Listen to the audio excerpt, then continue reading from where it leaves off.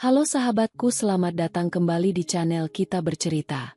Kali ini akan menceritakan tentang aku dijual oleh ayah tiriku untuk menikahi seorang rentenir demi melunasi hutang. Aku hanya sabar setelah pernikahan. Apa yang kulakukan membuat mereka gemetar ketakutan semalaman. Sebelum ceritanya dimulai, silahkan tulis di kolom komentar dari kota mana saja kalian berasal. Jangan lupa tekan like dan subscribe agar channel ini bisa berkembang dan bisa memberikan cerita yang lebih menarik lagi. Malam itu, rintik hujan terasa lebih dingin dari biasanya, mengetuk kaca jendela rumah kami yang mulai usang. Di dalam ruang tamu yang remang-remang, aroma kopi hitam bercampur dengan asap rokok yang pekat. Aku, Anjani, hanya bisa berdiri mematung di balik tirai dapur yang sedikit terbuka. Napasku tertahan setiap kali mendengar suara tawa berat yang sangat kukenali. Suara ayah tiriku, Wibowo. Namun, malam ini tawa itu terdengar berbeda. Ada nada kepasrahan yang licik di sana. Di seberang meja, duduk seorang pria dengan setelan jas rapi namun memberikan kesan intimidasi yang kuat. Dialah Darsono, seorang rentenir yang namanya cukup membuat bulu kuduk tetangga sekitar merinding jika mendengarnya ditagih. Lembaran-lembaran kertas perjanjian utang berserakan di atas meja kayu.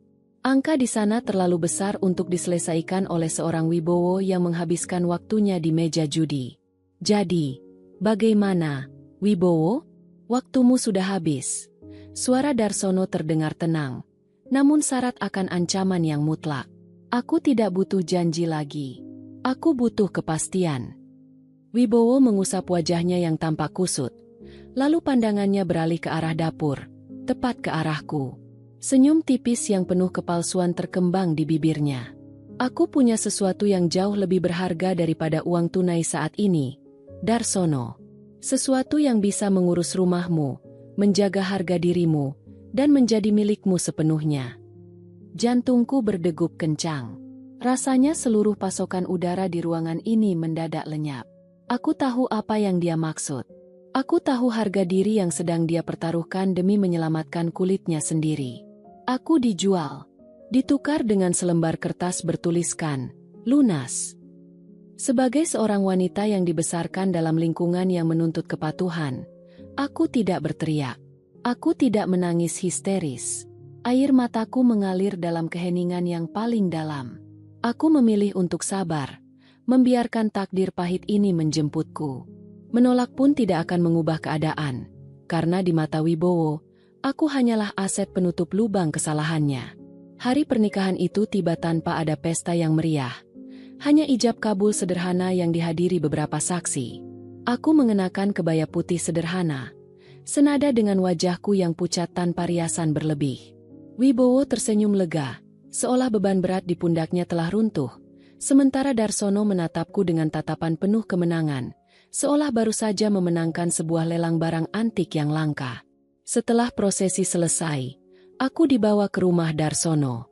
Sebuah rumah megah, namun terasa seperti sangkar emas yang dingin dan tak berjiwa. Jam dinding besar di ruang tengah berdentang, menandakan malam telah larut. Wibowo ikut mengantar untuk memastikan kesepakatan mereka benar-benar tuntas secara hukum dan adat. Kini, kami bertiga berada di rumah besar itu. Wibowo bersiap untuk pulang setelah menerima jamuan malam. Sementara Darsono duduk di kursi kebesarannya, menikmati teh hangat dengan senyum puas.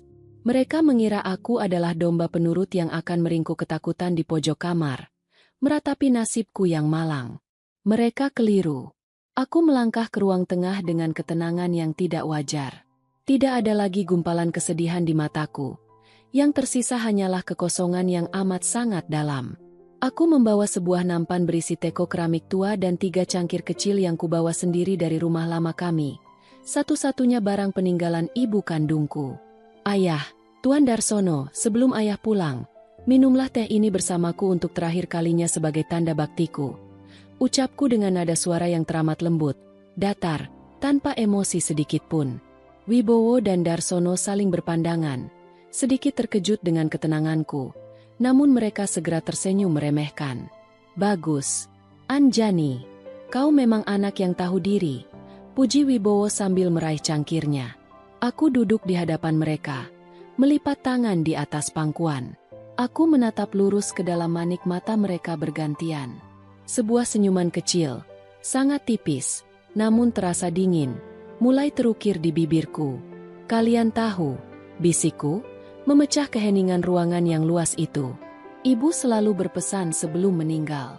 Katanya, setiap utang di dunia ini harus dibayar dengan adil. Jika tidak dengan uang, maka dengan ketenangan jiwa." Darsono menghentikan cangkirnya yang baru menyentuh bibir. Alisnya bertaut. "Apa maksudmu, Anjani?" "Teh itu." Aku menjeda kalimatku, membiarkan detak jam dinding terdengar semakin keras di antara kami. "Dibuat dengan air yang kusimpan dari basuhan kaki ibuku di hari terakhirnya menahan derita akibat utang-utangmu, Ayah. Dan untuk Tuan Darsono, aku menaruh sesuatu yang sangat istimewa di dalamnya. Sesuatu yang tidak akan menyakiti tubuh kalian secara fisik. Sama sekali tidak." Wibowo mulai merasa tidak nyaman. Dia meletakkan cangkirnya dengan tangan yang sedikit bergetar. "Jangan bicara sembarangan. Anjani, kau mencoba menakuti kami." "Aku tidak menakuti," jawabku. Tatapanku menembus langsung ke relung psikologis mereka. Aku condong ke depan. Suaraku turun 1 oktav menjadi bisikan yang memenuhi ruangan. "Mulai detik ini, setiap kali kalian memejamkan mata di rumah ini, kalian akan mendengar suara tangisan ibu. Aku telah mengunci pintu gerbang rumah ini dari dalam, dan kuncinya sudah berada di tempat yang tidak akan pernah bisa kalian temukan. Malam ini, kita bertiga tidak akan tidur. Kita akan duduk di sini, mendengarkan semua kesalahan yang pernah kalian lakukan, bergema di dinding-dinding rumah ini. Sampai pagi menjemput, kalian akan tahu siapa sebenarnya yang menahan siapa." Suasana mendadak mencekam. Atmosfer di ruangan itu berubah drastis. Ada keheningan yang meneror jiwa mereka. Sebuah tekanan psikologis dari tatapan mataku yang tak berkedip. Wibowo dan Darsono mulai merasakan bulu kuduk mereka berdiri, bukan karena pukulan, melainkan karena kesadaran bahwa wanita yang mereka remehkan ini baru saja menyandera kewarasan mereka semalaman penuh. Suara jam dinding kuno di sudut ruangan itu seolah berdentang lebih keras dari biasanya, bergaung di antara pilar-pilar tinggi rumah Darsono. Tuk tuk tuk. Setiap ketukan terasa seperti palu yang menghantam perlahan dinding pertahanan mental kedua pria di hadapanku. Aku tetap duduk dengan posisi yang sama, tegak, tenang, dengan kedua tangan terlipat anggun di atas pangkuan. Kebaya putihku yang semula tampak rapuh, kini justru memancarkan aura yang membuat mereka enggan mendekat.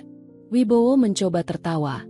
Sebuah tawa paksa yang pecah di tengah tenggorokan untuk mengusir rasa canggung yang mendadak mencekik. Kau hanya menggertak, kan, Anjani? Sejak kapan kau pandai bersandiwara seperti ini? Jangan membuat lelucon yang tidak lucu di rumah suamimu." Aku tidak menjawab dengan kata-kata. Aku hanya memiringkan kepalaku sedikit, mempertahankan senyuman tipis yang tak mencapai mata. Tatapanku terkunci pada cangkir teh di depan Wibowo yang permukaannya sedikit bergetar, selaras dengan jemarinya yang mulai tidak bisa tenang. Darsono, yang terbiasa menghadapi berbagai gertakan dari para pengutang yang putus asa, mencoba mempertahankan wibawanya. Dia menyandarkan tubuhnya yang tambun ke sandaran kursi, mencoba terlihat berkuasa. Namun, aku bisa melihat matanya bergerak gelisah ke arah pintu utama yang berjarak beberapa meter dari kami. Pintu kayu jati yang tebal itu kini tertutup rapat, mengunci kami dalam keheningan yang pekat. "Anjani," suara Darsono terdengar berat, mencoba menekan. "Ini rumahku. Kau pikir kau bisa mengancamku di bawah atapku sendiri? Berikan kuncinya sekarang, atau kau akan tahu akibatnya." "Tuan Darsono yang terhormat," bisikku lembut, hampir seperti desiran angin malam yang menyelinap lewat celah ventilasi. "Di luar sana, ini memang rumah Anda. Kekuasaan Anda mutlak atas uang dan tanah. Namun, di dalam ruangan ini, pada detik ini, Anda hanyalah seorang pria yang sedang menghitung sisa-sisa keberanian yang Anda miliki."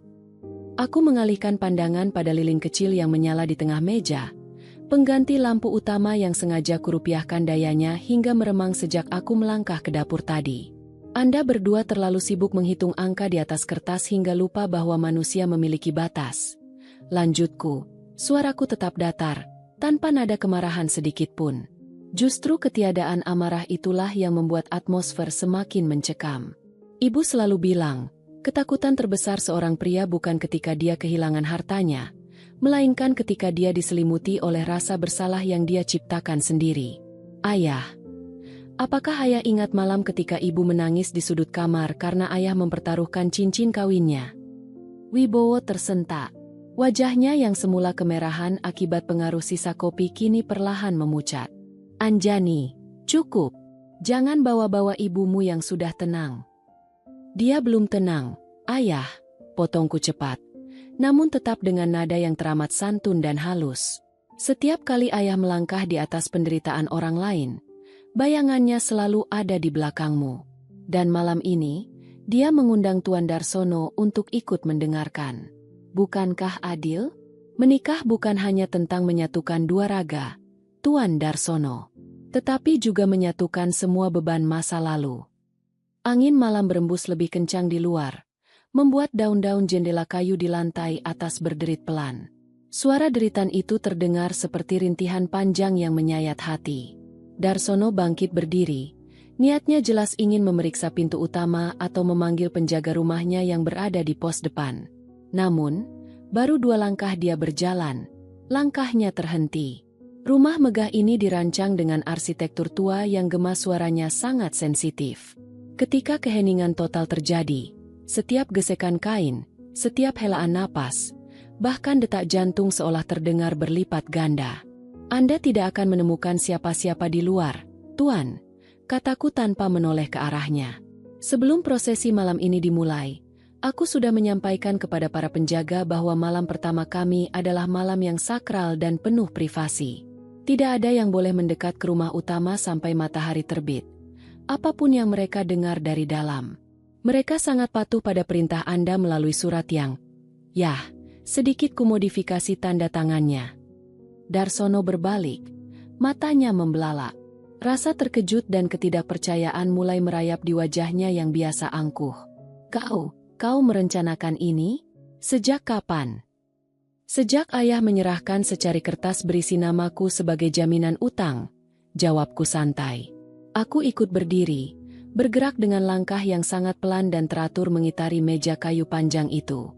Langkah kakiku yang tanpa alas tiada mengeluarkan suara sedikit pun. Kontras dengan bayanganku yang memanjang di dinding akibat pantulan cahaya lilin. Wibowo mulai berkeringat dingin. Dia merasa terperangkap dalam labirin yang diciptakan oleh anak tirinya sendiri. Wanita yang selama ini dia anggap lemah dan bisa diperlakukan sesuka hati. Tekanan psikologis ini mulai menggerogoti logika mereka. Mereka tahu tidak ada kekerasan fisik yang mengancam mereka. Tidak ada senjata tajam di tanganku. Tidak ada racun mematikan di dalam teh mereka yang sebenarnya hanya teh biasa. Namun, kepastian bahwa mereka terjebak bersama rasa bersalah dan ketidakpastian dalam kegelapan semalaman penuh adalah siksaan yang jauh lebih mengerikan. Malam masih sangat panjang, bisikku tepat di belakang kursi Wibowo, membuat bahu pria parubaya itu menegang seketika.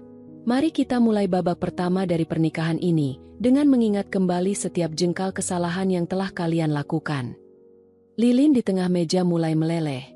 Tetesan malamnya membentuk gumpalan tak beraturan di atas permukaan kayu yang dipelitur rapi. Cahayanya bergoyang ditiup angin yang entah masuk dari celah mana, melempar bayangan kami bertiga ke dinding-dinding tinggi rumah Darsono seperti siluet teater yang mengerikan. Aku kembali berjalan ke tengah ruangan, mengambil posisi berdiri tepat di bawah lampu gantung kristal yang padam. Wibowo meremas jemarinya sendiri hingga buku-buku jarinya memutih. Keringat dingin mengalir dari pelipisnya, membasahi kerah kemejanya yang kusut. Sementara Darsono, yang tadinya begitu perkasa dengan segala kekayaannya, kini terduduk kembali di kursinya dengan napas yang agak memburu. Dia mencoba mencari sisa-sisa otoritas dalam dirinya. Namun tatapan mataku yang kosong dan dingin terus-menerus memperteli harga dirinya secara perlahan. Anjani, tolong, hentikan semua ini. Suara Wibowo terdengar bergetar. Kehilangan semua ketegasan yang biasa dia gunakan untuk membentakku di rumah lama. Ayah minta maaf jika keputusan ini menyakitimu. Tapi ini semua demi kebaikan kita, demi melunasi semua beban. Kau Kau tidak perlu bersikap seolah-olah kau telah kehilangan akal sehatmu. Aku menatap ayah tiriku, membiarkan keheningan menggantung selama beberapa detik sebelum akhirnya membalas dengan senyuman yang teramat sopan. Kehilangan akal sehat, ayah? Tanyaku. Suaraku mengalun lembut, hampir seperti nyanyian pengantar tidur yang kelam. Bukankah yang kehilangan akal sehat adalah orang yang menukar darah dagingnya sendiri dengan beberapa lembar kertas bermaterai? Aku sangat sehat, ayah. Bahkan, malam ini, pikiranku jauh lebih jernih daripada malam-malam sebelumnya ketika aku harus mendengar ibu menangis sendirian di dapur, meratapi nasibnya yang bersuamikan seorang petaruh. Wibowo tersentak. Dia mengalihkan pandangannya ke lantai, tidak sanggup menatap mataku yang tak berkedip. Tekanan psikologis ini tidak melukai tubuhnya. Namun setiap kata yang kuucapkan seperti membuka kembali lembaran dosa yang selama ini dia kubur dalam-dalam di bawah karpet keserakahannya. Darsono berdeham keras, mencoba mengalihkan perhatian. Sebagai seorang rentenir, dia biasa melihat orang menangis, memohon, bahkan bersujud di kakinya. Namun, dia belum pernah menghadapi seorang wanita yang menyerahkan dirinya dengan sukarela, hanya untuk mengubah ruang pengantin menjadi ruang pengadilan mental bagi jiwanya. Kau pikir kau bisa mengurungku di sini semalaman hanya dengan kata-kata, Anjani? Gertak Darsono, meski nada suaranya tidak lagi sekuat tadi. Aku bisa saja mendobrak pintu itu jika aku mau. Tubuhku jauh lebih besar darimu. Silakan, Tuan Darsono, jawabku tenang, sambil melangkah mendekati jendela besar yang menghadap ke halaman samping. Aku menyentuh tirai beludru yang berat dengan ujung jariku. Pintu kayu jati itu tebalnya hampir 10 cm. Dirancang khusus atas permintaan Anda sendiri agar tidak ada suara dari dalam rumah yang bisa terdengar keluar saat Anda sedang menyelesaikan urusan dengan para pengutang Anda, bukan? Anda yang menciptakan benteng ini, Tuan. Aku hanya menutup pasak pintunya dari luar sebelum aku masuk kembali lewat pintu dapur. Darsono tertegun. Wajahnya yang semula tegang kini berangsur-angsur dipenuhi oleh rasa ngeri yang murni. Dia baru menyadari bahwa arsitektur rumah yang dia banggakan sebagai tempat raman untuk menyembunyikan segala aktivitas kelamnya, kini berbalik menjadi penjara yang sempurna bagi dirinya sendiri. Dan mengenai kunci itu, aku berbalik, menatap mereka berdua dengan kedalaman mata yang membuat bulu kuduk mereka merinding. Kunci itu sudah berada di tempat yang sangat aman. Tempat di mana jika Anda ingin mengambilnya, Anda harus menghancurkan sesuatu yang tidak akan pernah bisa Anda beli kembali dengan uang. Kata-kataku yang penuh teka-teki itu mulai menggerogoti logika mereka. Di dalam pikiran mereka yang mulai panik, mereka membayangkan skenario-skenario mengerikan. Padahal aku tidak melakukan apapun. Aku tidak membawa senjata. Aku tidak merancang jebakan fisik. Aku hanya menanamkan sebuah benih ketidakpastian di dalam kepala mereka, dan membiarkan imajinasi serta rasa bersalah mereka sendiri yang menyiram benih itu hingga tumbuh menjadi ketakutan yang mencekam. Waktu seolah merayap sangat lambat. Jam dinding berdentang menunjukkan pukul 2 dini hari. Suasana di dalam rumah semakin dingin, namun udara terasa begitu pekat dan menyesakan. Wibowo mulai berhalusinasi kecil akibat tekanan stres yang luar biasa.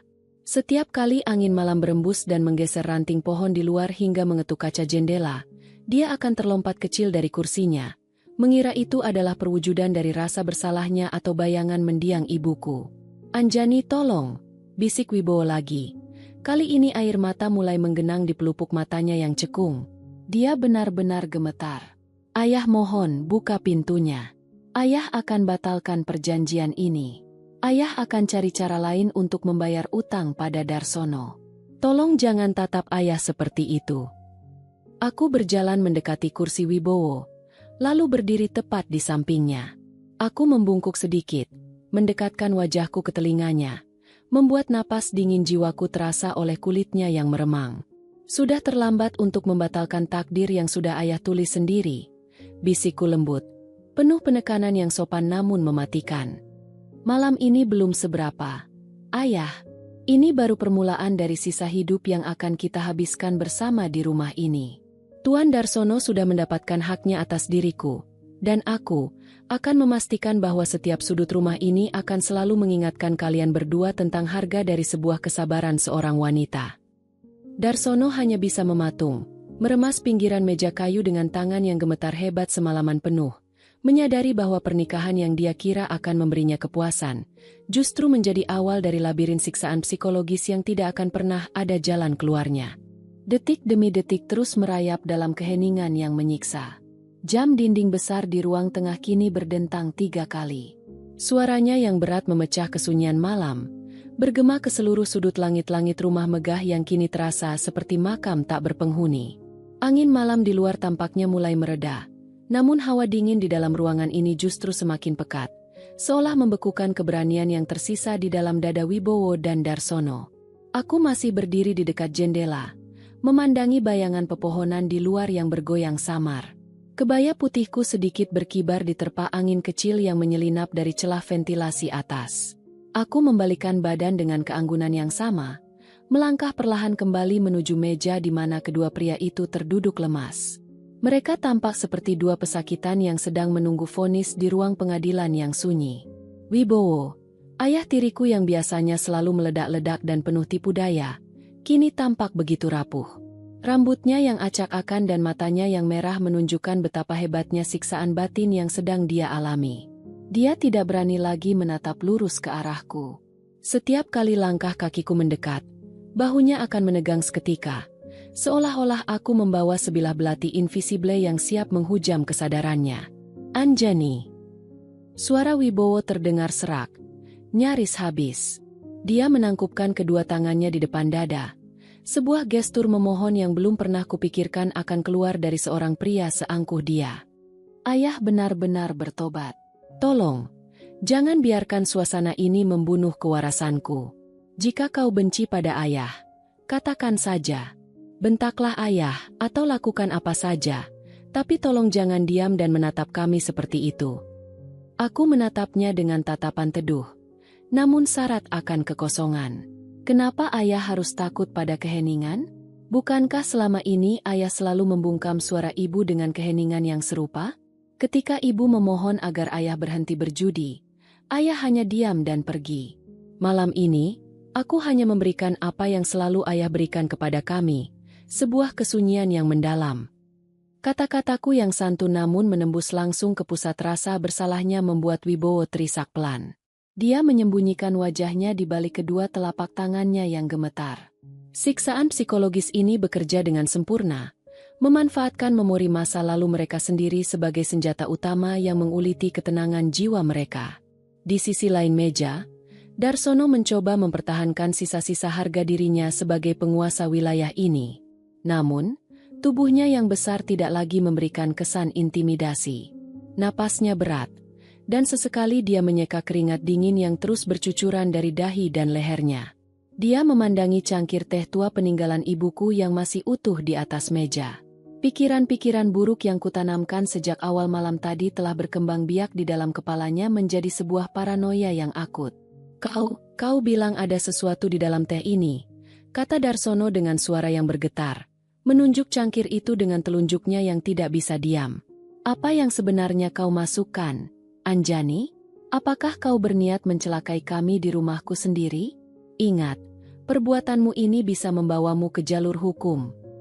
Aku berjalan mendekati kursinya, lalu berhenti tepat di sampingnya. Aku mengulurkan tangan, meraih cangkir teh tersebut dengan gerakan yang sangat halus, lalu memutarnya perlahan di depan wajah Darsono. Jalur hukum, Tuan Darsono? Tanyaku dengan nada yang sangat lembut, hampir berbisik. Hukum apa yang bisa menyentuh seorang istri yang hanya menyajikan teh hangat untuk suaminya dan mertuanya di malam pertama? Aku tidak menaruh racun fisik yang bisa dideteksi oleh dokter manapun, Tuan. Sesuatu yang istimewa, yang kumasukkan ke dalam sini adalah esensi dari rasa takut Anda sendiri. Anda takut kehilangan kendali, Anda takut pada kegelapan, dan Anda takut jika semua orang yang pernah Anda hancurkan hidupnya datang kembali malam ini untuk menuntut balas. Aku meletakkan kembali cangkir itu dengan ketukan pelan yang terdengar nyaring di ruangan yang sunyi itu. Teh ini hanyalah teh biasa, lanjutku, membiarkan kebenaran itu terungkap namun dengan cara yang justru semakin membingungkan psikologis mereka. Namun, pikiran Anda sendirilah yang telah mengubahnya menjadi racun yang paling mematikan semalaman ini. Bukankah menarik melihat bagaimana pikiran manusia bisa menghancurkan dirinya sendiri tanpa perlu disentuh secara fisik? Darsono tertegun.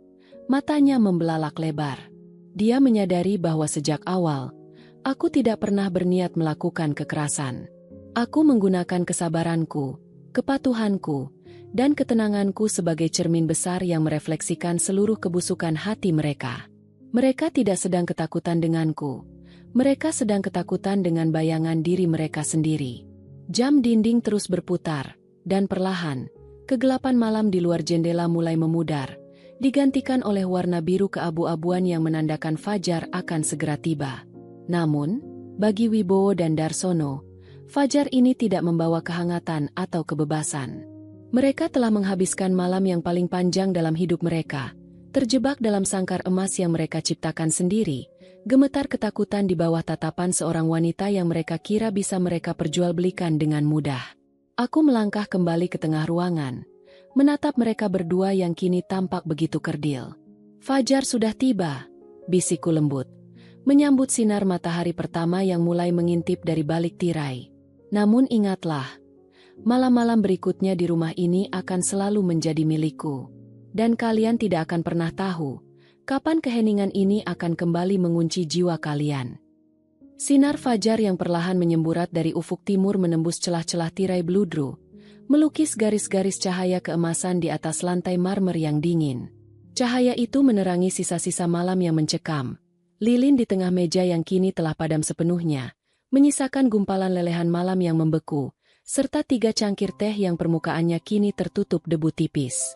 Namun, bagi dua pria di hadapanku, kehadiran matahari pagi sama sekali tidak menghapus kegelapan yang terlanjur pekat di dalam benak mereka. Wibowo perlahan menurunkan kedua telapak tangannya yang sejak tadi menyembunyikan wajahnya.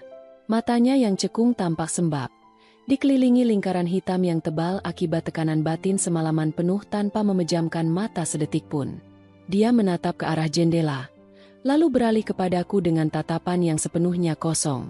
Semua sisa harga diri sebagai seorang ayah, semua ego sebagai seorang kepala keluarga, telah runtuh menjadi puing-puing tak berharga.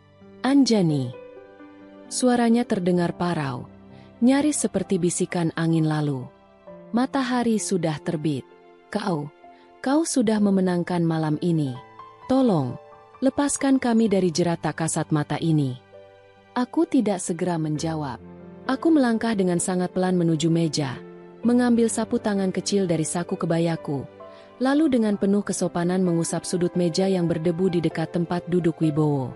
Gerakanku yang teratur dan tanpa kepanikan ini justru memberikan tekanan psikologis baru, sebuah penegasan bahwa aku memegang kendali penuh atas situasi, bukan karena kekuatan fisik, melainkan karena ketenangan jiwa yang tidak bisa mereka runtuhkan. Aku tidak sedang bertanding untuk menang atau kalah, ayah. Jawabku. Suaraku mengalun datar, membawa keteduhan yang justru terasa asing dan mengintimidasi di ruangan itu. Aku hanya sedang menduduki tempat yang telah ayah pesankan untukku. Bukankah ayah yang menyerahkanku kepada Tuan Darsono agar aku menjadi bagian dari rumah ini? Aku hanya sedang beradaptasi dengan caraku sendiri. Wibowo gemetar. Dia memalingkan wajahnya ke arah lain, tidak sanggup menahan beban dari kata-kata santun yang menghunjam langsung ke lubuk hati nuraninya yang paling dalam. Sementara itu, Darsono duduk bersandar dengan tubuh yang tampak menyusut. Setelan jas rapinya kini tampak kusut, senada dengan raut wajahnya yang kehilangan seluruh rona keangkuhan. Seorang rentenir yang biasa mendikte hidup orang lain dengan angka-angka utang, kini mendapati dirinya tidak berdaya menghadapi seorang wanita yang tidak bisa dinilai dengan materi. Matanya terus bergerak mengikuti setiap gerak-geriku. Ketika aku melangkah mendekati pintu utama, dia terlonjak kecil dari kursinya. Sebuah reaksi refleks dari tubuh yang telah mengalami kelelahan mental tingkat tinggi semalaman penuh. Kau mau kemana, Anjani? Tanya Darsono dengan nada suara yang tidak lagi meninggi, melainkan terdengar penuh kecemasan. Paranoia yang kutanamkan sejak malam tadi membuatnya berpikir bahwa setiap langkah yang kuambil adalah bagian dari rencana besar lainnya. Aku membalikkan badan, menatapnya dengan senyuman tipis yang teramat anggun. Aku hanya ingin membuka pintu utama. Tuan Darsono, bukankah ini sudah waktunya bagi para penjaga Anda untuk mulai bekerja? Dan bukankah ini saatnya bagi ayah untuk pulang membawa kertas pelunasan utangnya? Aku mengulurkan tangan ke balik lipatan stagen kebayaku, mengeluarkan sebuah kunci kuningan tua yang berukir indah. Kunci yang semalaman ini mereka bayangkan disembunyikan di tempat yang mengerikan atau ekstrim. Nyatanya, kunci itu selalu ada di dekatku, sedekat rasa bersalah yang selalu mereka bawa di dalam dada mereka. Klek! Suara mekanisme kunci pintu yang berputar terdengar begitu nyaring di keheningan pagi itu. Ketika daun pintu jati yang tebal itu perlahan kubuka, udara segar pagi hari berembus masuk, menyapu aroma kopi, asap rokok, dan ketakutan yang sempat mengendap di dalam ruangan. Namun, kebebasan fisik itu tidak serta-merta membebaskan pikiran mereka. Wibowo bangkit berdiri dengan lutut yang tampak lemas. Dia berjalan tertatih-tatih menuju pintu, bahkan tanpa berani menoleh lagi ke arah Darsono maupun ke arah kertas perjanjian utang yang masih tergeletak di meja. Dia hanya ingin pergi sejauh mungkin dari rumah ini, sejauh mungkin dari gema suara masa lalunya yang baru saja kubangkitkan. Sebelum melangkah keluar ambang pintu, Wibowo sempat menghentikan langkahnya. Tanpa berani menatap mataku, dia berbisik, "Maafkan ayah, Anjani. Maafkan ayah." Aku hanya mengangguk kecil, memberikan penghormatan terakhir yang sangat sopan sebagai seorang anak tirinya. Semoga perjalanan ayah menyenangkan, dan semoga pikiran ayah selalu sepi di luar sana. Setelah punggung Wibowo menghilang di balik gerbang halaman, aku membalikkan badan untuk kembali menghadap Darsono yang kini duduk terpaku di kursinya, memandangi ruangan tengahnya yang luas namun kini terasa asing baginya. Sinar matahari pagi menerangi seluruh sudut rumah, memperlihatkan bahwa tidak ada hantu, tidak ada racun, dan tidak ada bahaya fisik apapun. Yang ada hanyalah dirinya, kekayaannya, dan kesadaran baru bahwa mulai hari ini, rumah megah ini bukan lagi menjadi tempatnya berkuasa, melainkan sebuah labirin pikiran di mana dia harus hidup berdampingan dengan seorang istri yang memiliki kesabaran setajam belati psikologis. Aku berjalan mendekatinya, mengambil cangkir teh yang belum tersentuh, lalu meletakkannya kembali di atas nampan. "Tuan Darsono," ucapku lembut, membuat pria itu mendongak perlahan dengan mata yang masih dipenuhi sisa-sisa ketakutan malam tadi. "Hari masih sangat panjang. Mari kita bersiap untuk memulai lembaran baru dari pernikahan yang telah Anda beli ini." Suara langkah kaki Wibowo yang menjauh di atas kerikil halaman perlahan lenyap, menyisakan kesunyian baru yang tidak kalah pekat di dalam rumah besar ini. Sinar matahari pagi kini telah sepenuhnya mengusir temaram, menyinari setiap detail ukiran jepara dan pilar-pilar kokoh yang menopang langit-langit rumah Darsono. Namun, bagi pria yang masih terduduk kaku di kursi kebesarannya itu, kehangatan fajar sama sekali tidak mampu menembus dingin yang terlanjur membeku di dalam dadanya. Aku melangkah dengan tenang menuju meja kayu panjang, mengumpulkan cangkir-cangkir keramik tua peninggalan ibuku ke atas nampan dengan gerakan yang teratur.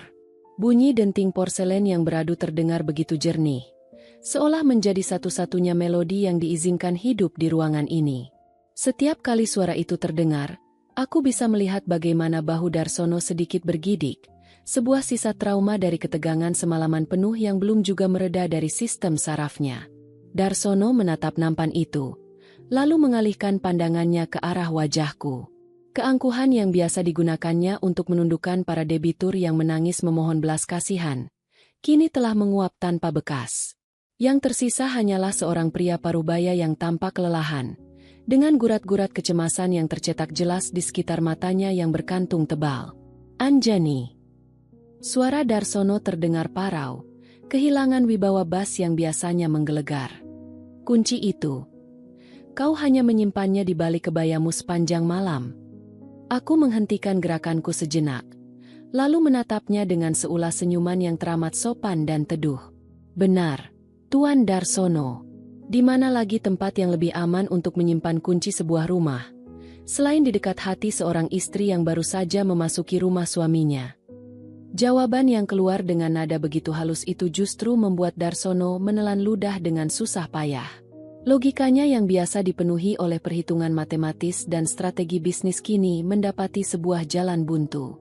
Dia menyadari bahwa semalaman ini, rasa takut yang membuatnya gemetar hingga tak mampu berdiri bukan berasal dari sebuah ancaman nyata, melainkan dari ketidakpastian yang diciptakan oleh imajinasinya sendiri, yang dipicu oleh ketenanganku yang tidak wajar. Aku mengangkat nampan itu dengan anggun, lalu berjalan menuju dapur tanpa menunggu tanggapan lebih lanjut darinya. Langkah kakiku yang tanpa alas tetap tiada bersuara di atas marmer yang dingin. Di dapur, suasana tampak begitu rapi, namun terasa mati. Aku meletakkan nampan di atas meja konter, lalu mulai membasuh cangkir-cangkir itu satu persatu di bawah kucuran air keran yang bening. Gemercik air. Suara itu mengalun konstan, mengisi kekosongan rumah. Dari balik dinding dapur, aku bisa mendengar suara kursi yang digeser dengan berat. Darsono tampaknya mencoba bangkit dan memulihkan sisa-sisa otoritasnya. Tak lama kemudian, langkah kakinya yang berat dan terseret terdengar mendekat ke arah dapur. Dia berdiri di ambang pintu, bersandar pada kusen kayu dengan tangan yang masih sedikit gemetar saat meremas saku jasnya. Kau mempermainkanku, Anjani," bisik Darsono, mencoba menaruh nada tuduhan dalam suaranya, meski getaran ketakutan batinnya tidak bisa disembunyikan. "Kau menggunakan cerita tentang ibumu, tentang air basuhan kaki, dan tentang semua itu hanya untuk membuatku dan Wibowo kehilangan akal sehat semalaman. Teh itu benar-benar teh biasa, bukan?" Aku mematikan keran air. Suasana kembali senyap seketika. Aku mengambil selembar kain bersih, mengeringkan cangkir keramik itu dengan penuh kehati-hatian, seolah benda itu adalah barang paling berharga di dunia ini. Setelah selesai, aku membalikkan badan dan menghadap suamiku yang baru. "Apakah itu penting, Tuan?" tanyaku lembut. Mataku menatap langsung ke dalam manik matanya yang gelisah. "Apakah teh itu biasa atau tidak? Bukankah hasilnya sama saja? Malam tadi, Anda dan Ayah telah melihat apa yang ada di dalam lubang terdalam dari jiwa kalian sendiri. Rasa takut yang Anda rasakan bukanlah karena apa yang berada di dalam cangkir, melainkan karena apa yang selama ini Anda simpan di dalam hati Anda. Kesadaran bahwa kekayaan tidak bisa membeli kedamaian dari jiwa-jiwa yang pernah Anda sakiti." Darsono terdiam. Bibirnya sedikit terbuka namun tidak ada kata yang mampu keluar. Kalimatku yang disampaikan dengan tutur kata yang sangat sopan dan tanpa ada intonasi kemarahan itu, justru bekerja seperti cermin psikologis yang menguliti setiap lapisan kebohongannya selama bertahun-tahun sebagai seorang rentenir yang kejam. Di luar rumah, terdengar suara gerbang halaman yang dibuka. Para penjaga rumah yang semula kuperintahkan untuk menjaga jarak kini tampaknya mulai beraktivitas seiring dengan terangnya hari. Namun, atmosfer di dalam rumah utama ini telah berubah selamanya. Batas-batas kekuasaan telah bergeser dengan cara yang paling halus. Aku melangkah melewati Darsono yang masih terpaku di ambang pintu dapur. Aroma wewangian melati dari kebayaku berembus lembut saat aku melewatinya, membuat pria itu menahan napasnya seketika. Aku berjalan menuju ruang tengah, mengambil kertas perjanjian utang Wibowo yang masih tergeletak di atas meja, lalu melipatnya dengan rapi.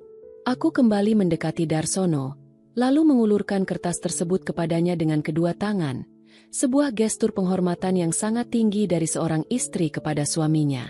"Ini adalah bukti bahwa utang Ayah sudah lunas secara materi, Tuan," ucapku dengan senyuman yang teramat manis, namun menyimpan kedalaman emosi yang tak terselami.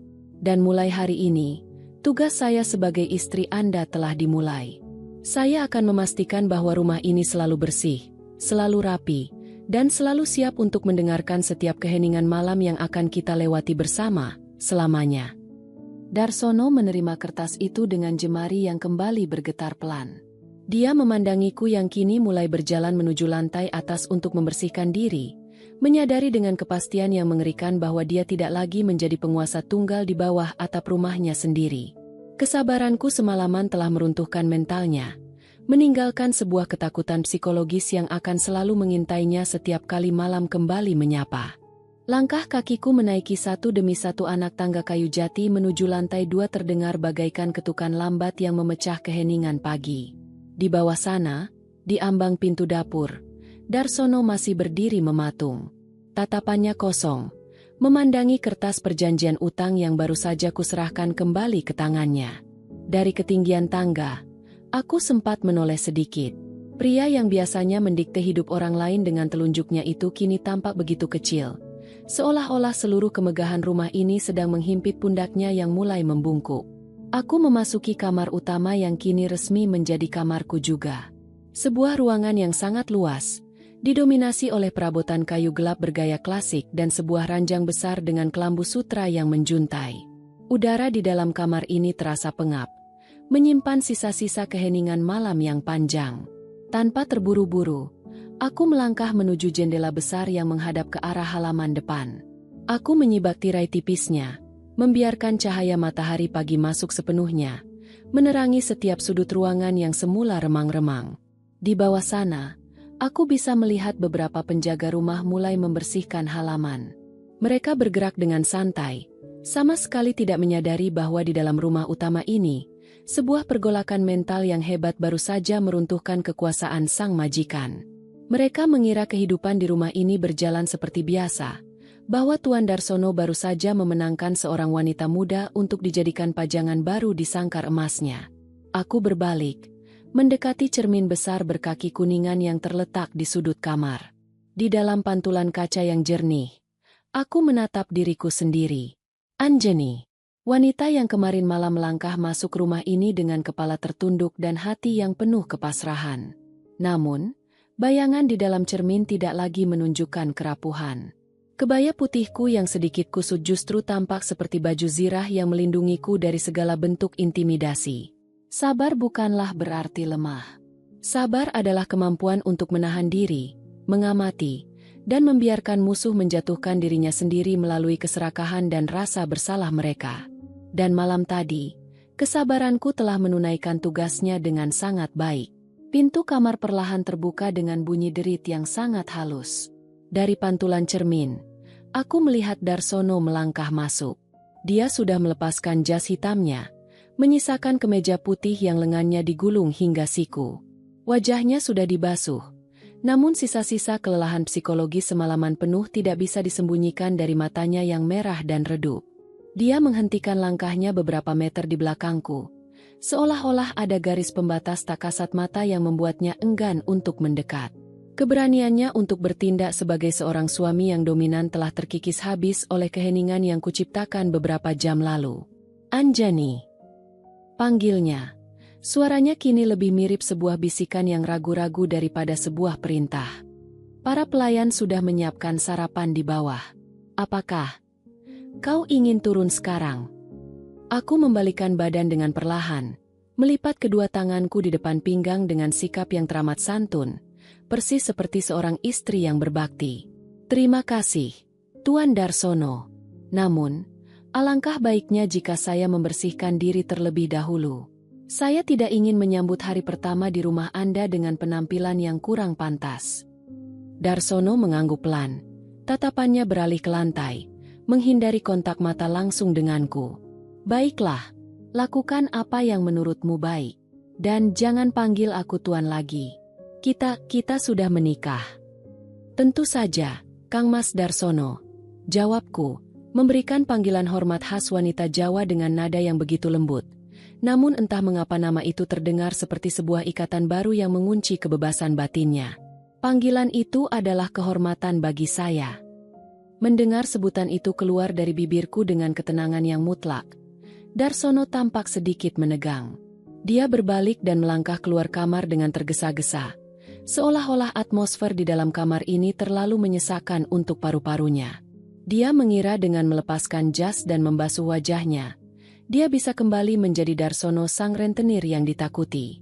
Namun, dia lupa bahwa rasa takut yang sesungguhnya tidak melekat pada pakaian, melainkan telah tertanam di dalam kepalanya. Setelah membersihkan diri dan mengganti pakaianku dengan kain batik sederhana namun rapi, aku turun kembali ke lantai bawah. Suara gemerincing sendok dan garpu terdengar dari ruang makan yang terletak di sebelah ruang tengah. Di sana, Darsono sudah duduk di ujung meja makan yang panjang, memandangi piringnya yang berisi nasi goreng hangat, namun dia belum menyentuhnya sedikit pun. Aku melangkah mendekat, lalu mengambil posisi duduk di kursi yang berada di sisi kanannya, bukan di ujung seberang yang jauh. Jarak yang dekat ini sengaja kupilih untuk menjaga kedekatan psikologis yang terus-menerus mengingatkannya pada malam tadi. Kenapa belum dimakan, Kang Mas?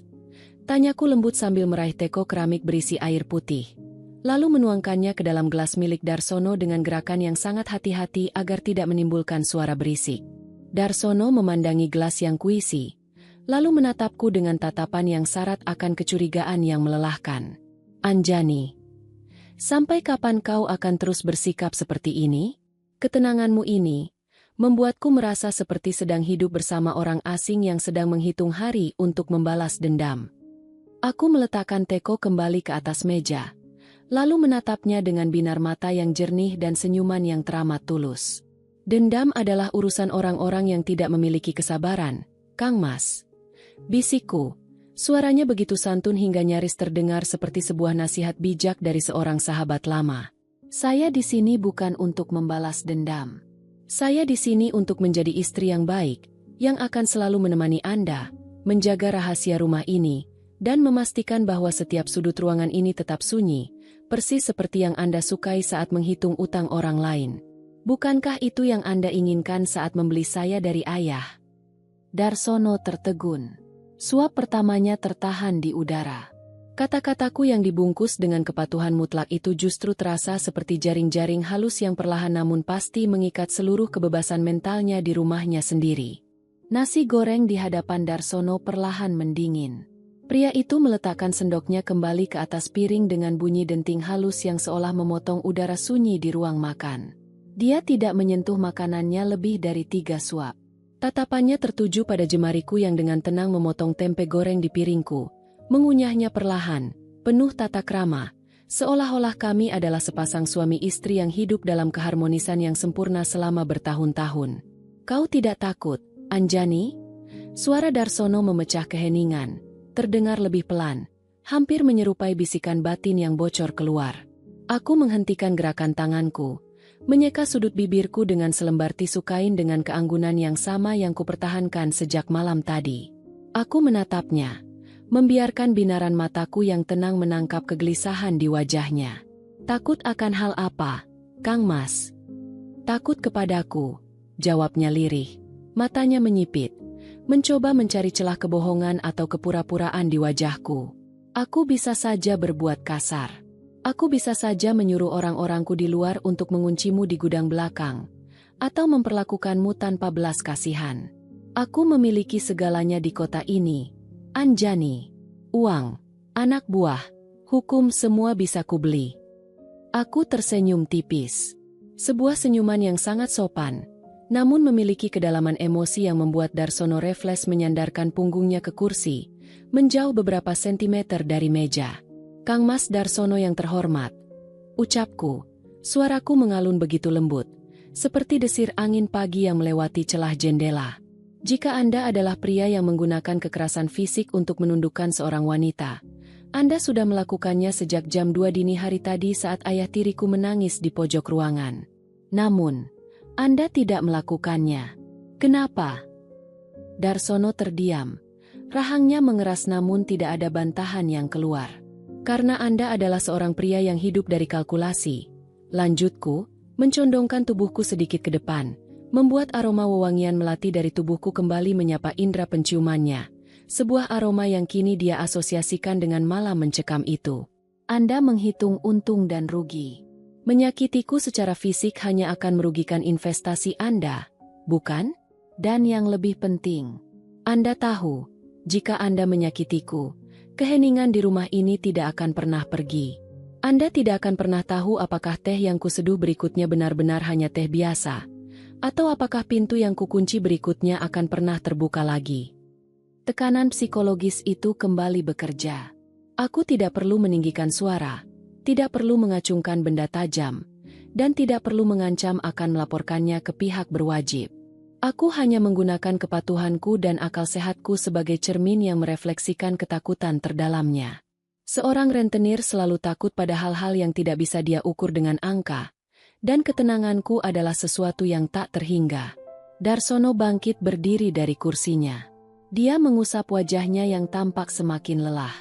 Aku harus pergi ke kantor.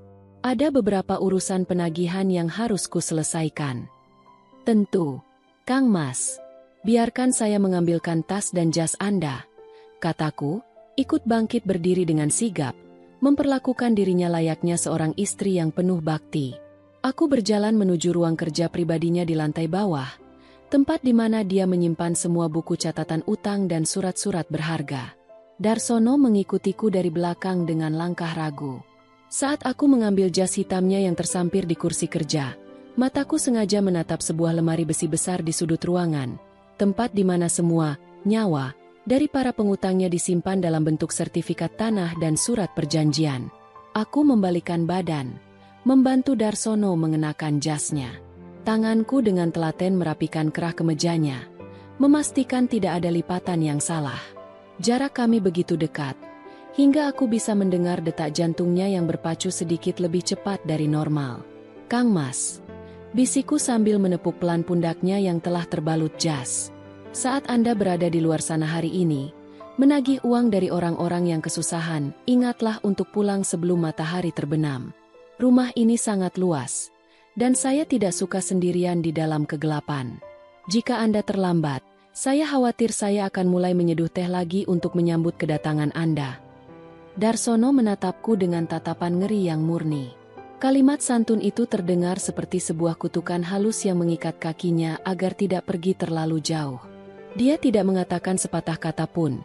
Dia hanya menyambar tas kerjanya dan melangkah keluar rumah dengan tergesa-gesa, bahkan hampir tersandung keset di ambang pintu utama. Aku berdiri di teras depan, melambaikan tangan dengan senyuman termanis saat mobil sedan hitamnya bergerak membelah gerbang halaman. Para penjaga rumah memandangiku dengan penuh rasa hormat, mengira bahwa aku adalah nyonya rumah baru yang sangat ramah dan tunduk pada suaminya. Mereka tidak tahu bahwa di dalam rumah yang megah ini, jaring-jaring kepatuhan yang kubuat telah berbalik arah. Aku tidak lagi menjadi tawanan dari utang ayah tiriku. Sebaliknya, Darsonolah yang kini menjadi tawanan di dalam rumahnya sendiri, terikat oleh rasa bersalah, paranoia, dan ketakutan akan apa yang bisa dilakukan oleh kesabaran seorang Anjani ketika malam kembali menjemput. Mobil sedan hitam milik Darsono perlahan menghilang di balik tikungan jalan raya, meninggalkan kepulan debu tipis yang segera buyar disapu angin pagi. Aku masih berdiri di teras, memandangi gerbang besi yang kembali ditutup rapat oleh dua orang penjaga. Senyum yang semula menghiasi bibirku perlahan surut, berganti dengan garis datar yang mencerminkan kedalaman isi kepalaku. Udara luar terasa hangat, namun entah mengapa, setiap kali aku berbalik dan menatap pintu utama rumah ini, ada hawa dingin yang konstan mengalir keluar dari celah kliknya. Aku melangkah masuk kembali ke dalam rumah, membiarkan daun pintu jati yang berat itu tertutup di belakangku. Kesunyian langsung menyergap, seolah-olah rumah megah ini memiliki atmosfernya sendiri yang terputus dari dunia luar. Langkah kakiku yang tanpa alas kembali menyusuri lantai marmer ruang tengah. Disinilah, beberapa jam yang lalu, dua pria parubaya yang merasa memiliki dunia ini dipaksa bertekuk lutut oleh rasa bersalah mereka sendiri. Aku berjalan menuju ruang kerja Darsono yang pintunya sengaja kubiarkan sedikit terbuka. Ruangan itu berbau kertas tua, pelitur kayu mahal, dan sisa aroma cerutu yang pekat. Aku mendekati meja kerjanya yang besar, memandangi tumpukan berkas yang tertata rapi. Di sudut meja, terdapat sebuah foto keluarga kecil Darsono dari masa lalu, sebuah potret yang tampak kusam dan berdebu, seolah sengaja dilupakan oleh pemiliknya. Aku menyentuh bingkai foto itu dengan ujung jariku. "Setiap orang memiliki titik rapuh, Kang Mas," bisikku pada keheningan ruangan. "Anda mengira uang bisa menutupi semua lubang di masa lalu, namun malam tadi membuktikan bahwa lubang itu justru semakin menganga saat kegelapan datang." Aku tidak menyentuh atau merusak berkas apapun. Aku tahu batasanku. Aku bukan seorang pencuri yang mencari keuntungan materi, bukan pula seorang pendendam yang ingin menghancurkan fisik penawannya. Aku adalah Anjani, seorang wanita yang menggunakan kesabaran sebagai jaring, dan kepatuhan sebagai penjerat. Menghancurkan barang-barang di rumah ini hanya akan membuatku tampak picik dan lemah di matanya. Yang kuinginkan adalah sesuatu yang jauh lebih besar. Pengakuan mutlak atas harga diriku yang sempat mereka hargai dengan selembar kertas utang. Siang hari tiba tanpa banyak suara. Aku menghabiskan waktu dengan membantu para pelayan di dapur belakang. Mereka semula tampak canggung dan sungkan melihat nyonya rumah yang baru bersedia mengupas bawang dan merajang sayur bersama mereka. Namun, dengan tutur kata yang sangat sopan dan sikap yang rendah hati, aku perlahan mencairkan ketegangan itu. "Nyonya Anjani tidak perlu repot-repot," ujar Embok Darmi, pelayan paling tua di rumah ini, dengan suara yang agak gemetar. "Ini sudah menjadi tugas kami. Tuan Darsono bisa marah jika melihat Nyonya bekerja di dapur." "Tidak apa-apa, Embok," jawabku sambil tersenyum tulus. Tangan telatenku terus mengiris tipis cabai merah. Saya sudah biasa melakukannya di rumah lama. Lagi pula, memasak untuk suami adalah bagian dari bakti saya. Saya ingin Kang Mas Darsono merasakan masakan yang diolah dengan ketulusan hati, bukan hanya karena tugas. Embok Darmi menatapku dengan pandangan yang sulit diartikan, perpaduan antara rasa kagum dan rasa heran yang mendalam. Di mata mereka, aku mungkin terlihat seperti malaikat penurut yang menerima nasib ditukar utang dengan lapang dada. Mereka tidak tahu bahwa setiap bumbu yang kusiapkan, setiap hidangan yang kuracik, adalah bagian dari strategi psikologis untuk menunjukkan kepada Darsono bahwa aku ada di setiap lini kehidupannya kini. Sore harinya, sekitar pukul 4, suasana rumah mulai kembali menegang seiring dengan bergesernya bayang-bayang matahari ke arah barat. Aku berdiri di dapur, menyeduh teh hangat. Bukan teko keramik tua peninggalan ibuku yang kugunakan kali ini, melainkan set teko perak mewah milik rumah ini. Aku membawa nampan itu ke ruang tengah, meletakkannya di atas meja kayu panjang, persis di tempat yang sama dengan malam pertama pernikahan kami. Tit, tit. Suara klakson mobil dari luar menandakan Darsono telah kembali. Dia pulang jauh lebih awal dari biasanya, bahkan sebelum matahari sepenuhnya tenggelam di ufuk barat, persis seperti pesan bernada peringatan yang kusampaikan sebelum dia pergi tadi pagi. Pintu utama terbuka. Darsono melangkah masuk dengan wajah yang tampak jauh lebih kusut daripada saat dia berangkat. Dia melepaskan jasnya dengan gerakan kasar, lalu menyerahkannya kepada pelayan yang menyambutnya. Namun, begitu matanya menangkap sosokku yang sedang berdiri anggun di samping meja ruang tengah, langkah kakinya langsung terhenti. Tatapannya tertuju pada seteko perak dan cangkir yang sudah terisi teh hangat yang masih mengepulkan uap tipis. Aku membungkuk sedikit, memberikan penghormatan yang teramat santun dengan senyuman yang paling manis. "Selamat datang kembali di rumah, Kang Mas Darsono. Teh hangatnya sudah saya siapkan untuk menghilangkan lelah Anda setelah seharian bekerja." Darsono tidak melangkah mendekat. Dia berdiri beberapa meter dariku. Napasnya terdengar agak memburu. Matanya beralih dari cangkir teh ke arah mataku yang menatapnya dengan ketenangan yang tak tergoyahkan. Trauma malam tadi seolah kembali terhantam ke wajahnya saat melihat pemandangan yang sama di ruangan yang sama. Kau menyeduh teh lagi, Anjani?" bisiknya dengan suara yang bergetar pelan. Tangannya yang memegang tas kerja tampak meremas pegangannya dengan sangat kuat. Apa yang kau inginkan sebenarnya dari malam ini?" Ruang tengah itu mendadak kehilangan pasokan udaranya. Suara detak jam dinding kuno kembali mengambil alih atmosfer, berdentang dengan ritme konstan yang seolah mengejek kepanikan yang tersembunyi di balik mata Darsono.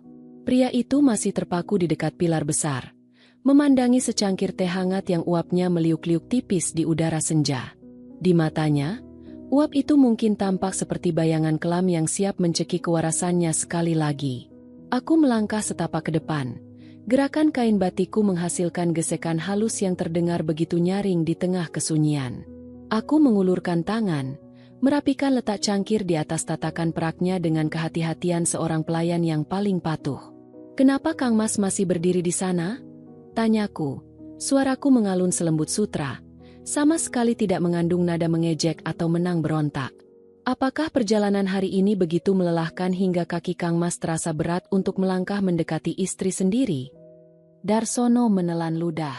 Kerongkongannya terasa kering, kontras dengan keningnya yang kembali dihiasi butiran keringat dingin meski pendingin ruangan telah menyala sejak sore. Dia meletakkan tas kerjanya di atas kursi terdekat dengan gerakan yang kikuk, lalu berjalan mendekat dengan langkah yang sengaja diperlambat. Sebuah upaya bawah sadar untuk menunda momen di mana dia harus berada dalam jarak dekat denganku. Dia duduk di kursi kebesarannya, namun tidak ada lagi gestur angkuh seperti kemarin malam. Tubuhnya tidak lagi bersandar santai. Dia duduk tegak, tegang, dengan kedua tangan yang saling meremas di atas pangkuan. "Anjani." Suaranya terdengar parau, seolah-olah dia baru saja menyelesaikan badai argumen yang panjang di luar sana, padahal dia hanya sedang bertarung dengan pikirannya sendiri. Aku sudah pulang sebelum matahari terbenam, persis seperti yang kau minta. Aku bahkan membatalkan pertemuan penting dengan rekan bisnisku di kota sebelah. Sekarang, katakan padaku, apa yang ada di dalam teh itu? Aku menatapnya dengan binar mata yang jernih, penuh kepolosan yang justru terasa mengintimidasi karena ketiadaan emosi negatif di dalamnya. Aku duduk di kursi sebelah kanan, melipat tangan dengan anggun di atas meja.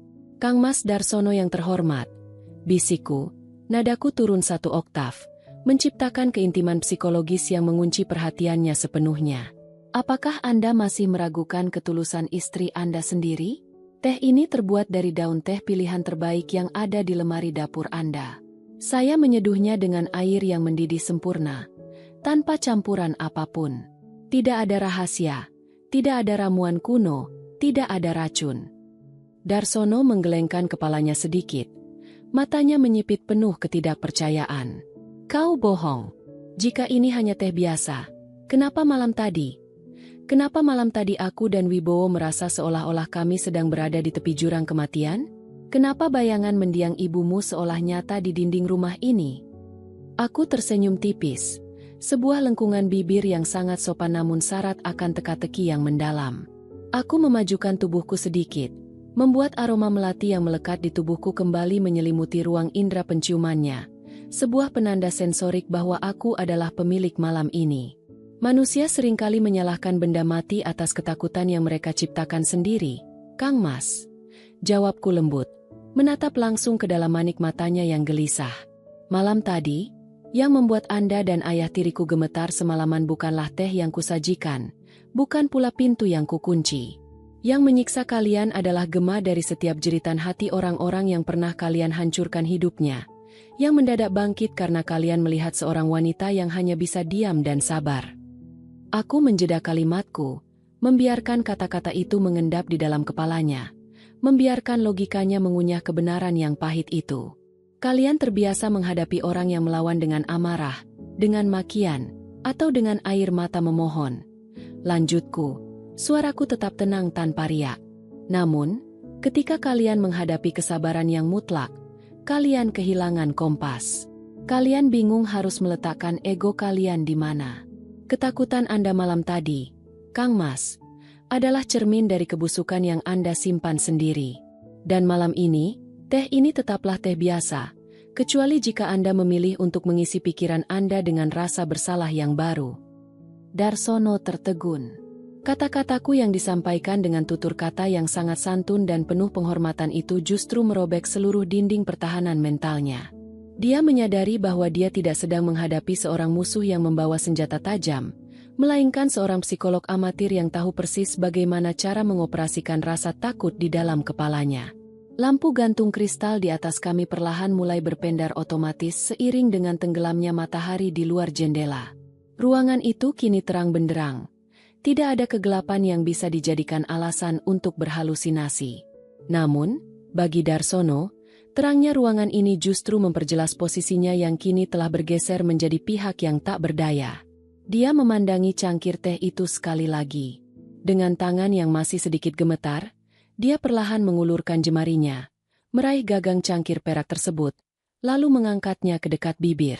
Dia menatapku seolah meminta izin, dan aku hanya membalasnya dengan anggukan kecil yang sangat sopan. Teguk. Dia meminum teh itu dalam sekali tegukan kecil. Begitu cairan hangat itu melewati tenggorokannya, dia memejamkan mata, mengembuskan napas panjang yang syarat akan kelegaan yang bercampur dengan kepasrahan yang mendalam. Tidak terjadi apa-apa pada tubuhnya. Teh itu memang benar-benar teh biasa yang nikmat.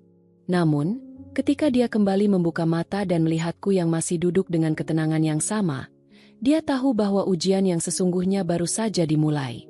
Pernikahan ini bukan lagi tentang kepemilikan atas tubuhku, melainkan tentang bagaimana dia harus belajar hidup di bawah bayang-bayang seorang Anjani, wanita yang berhasil membuatnya tunduk dalam keheningan tanpa perlu menyakitinya secara fisik. Cangkir perak itu kembali menyentuh tatakannya dengan bunyi ting yang sangat halus.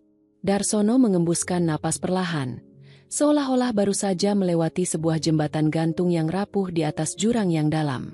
Kehangatan teh yang mengalir di tenggorokannya memang tidak membawa racun fisik, namun setiap tetesnya terasa seperti penegasan mutlak bahwa mulai detik ini, hidupnya tidak akan pernah sama lagi. Dia memandangi cangkir kosong itu, lalu perlahan mengangkat wajahnya untuk menatapku. Aku masih setia dengan posisiku. Duduk tegak, melipat tangan di atas meja dengan anggun, dan mempertahankan ekspresi wajah yang teduh tanpa riak emosi sedikitpun. Di mata orang awam, aku adalah potret istri ideal yang penuh takzim kepada suaminya. Namun bagi Darsono, kelembutan yang kutampilkan justru menorehkan garis ketakutan psikologis yang baru. "Kau sudah membuktikannya, Anjani," kata Darsono. Suaranya terdengar lebih rendah, pasrah, dan kehilangan sisa-sisa nada tinggi yang biasa dia gunakan untuk mengintimidasi orang. "Teh ini memang tidak berisi apa-apa. Kau tidak berbohong." "Saya tidak pernah memiliki alasan untuk berbohong kepada suami saya sendiri, Kang Mas," jawabku, mengalun lembut dengan tutur kata yang sangat sopan. Kebohongan hanya diciptakan oleh orang-orang yang merasa terancam, atau orang-orang yang memiliki sesuatu untuk disembunyikan. Aku berada di rumah ini dengan ketulusan yang utuh. Aku diserahkan oleh ayah untuk melunasi utangnya, dan aku menerima peran itu dengan segenap kesabaranku. Darsono menyandarkan punggungnya ke kursi. Tangannya yang semula mengepal erat kini perlahan mulai mengendur, meski ketegangan di bahunya belum sepenuhnya sirna. Dia memandangi seluruh penjuru ruang tengah yang luas ini, tempat di mana dia biasanya merasa seperti seorang raja kecil yang tak tertandingi. "Tapi ketenanganmu itu yang membuatku tidak bisa berpikir jernih," bisik Darsono lagi.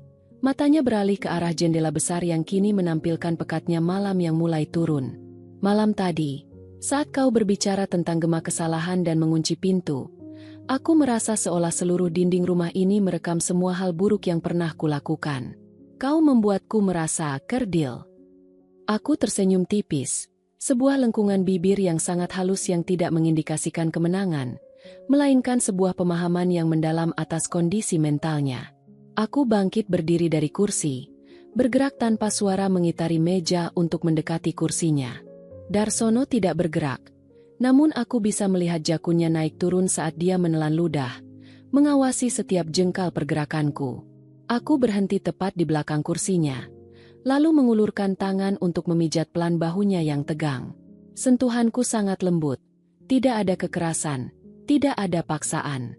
Namun, bagi seorang Darsono, sentuhan ini adalah pengingat bahwa wanita yang berada di belakangnya ini memiliki kekuatan psikologis yang mampu mengunci kewarasannya tanpa perlu menggunakan senjata.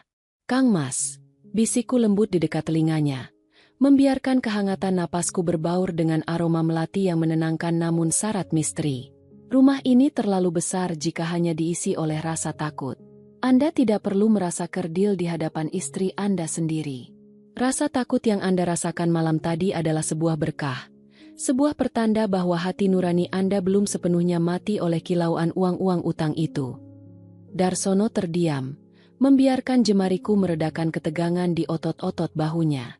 Untuk pertama kalinya dalam bertahun-tahun, dia tidak merasa sedang memegang kendali atas hidupnya. Namun anehnya, ada rasa aman yang semu di dalam kepasrahan ini. "Mulai malam ini," lanjutku, suaraku turun menjadi bisikan yang sangat teratur dan menenangkan, "Anda tidak perlu lagi tidur dengan kecemasan. Selama Anda memperlakukan rumah ini dan orang-orang di dalamnya dengan keadilan, keheningan malam akan menjadi sahabat Anda. Namun, jika Anda kembali melangkah di atas penderitaan orang lain seperti yang ayah tiriku lakukan, Anda tahu bahwa saya akan selalu ada di sini, siap menyeduh teh hangat di tengah malam yang paling sunyi."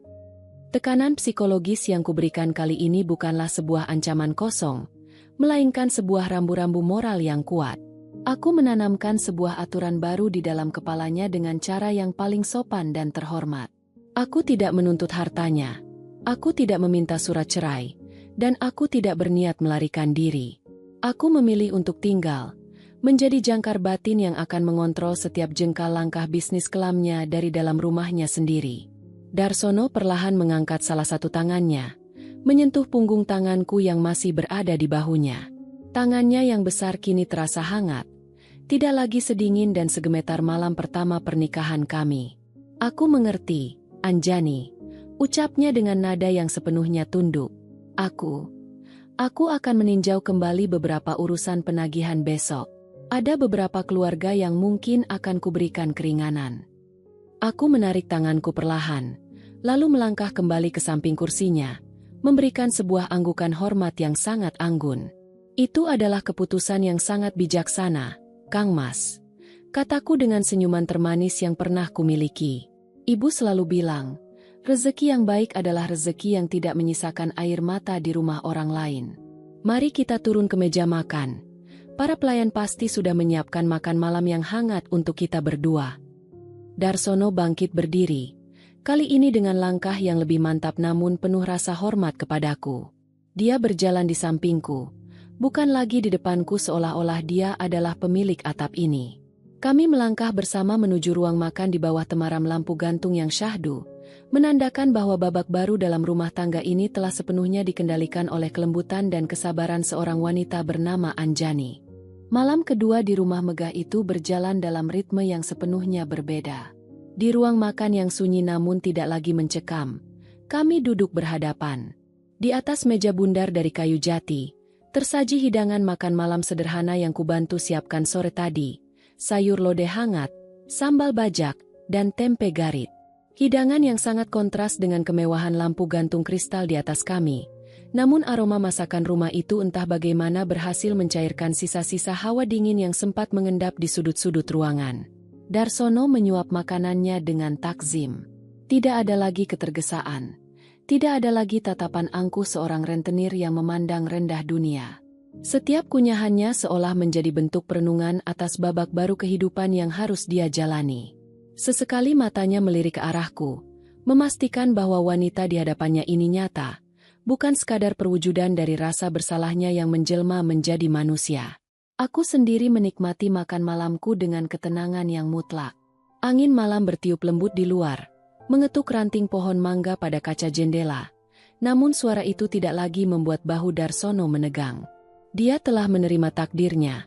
Sama seperti aku yang telah melipat rapi kepasrahanku menjadi sebuah kekuatan baru.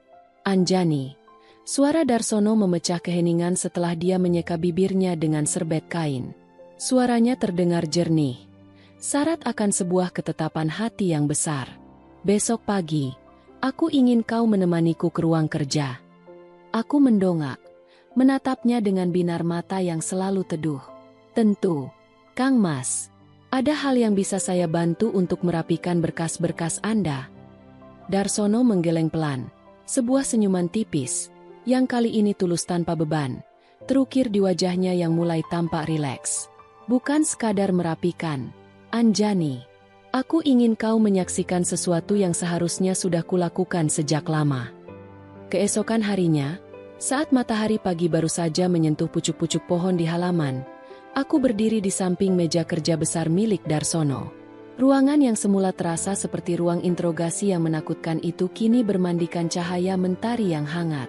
Darsono duduk di kursi kebesarannya, namun tangannya tidak lagi memegang pena untuk menuliskan angka bunga utang.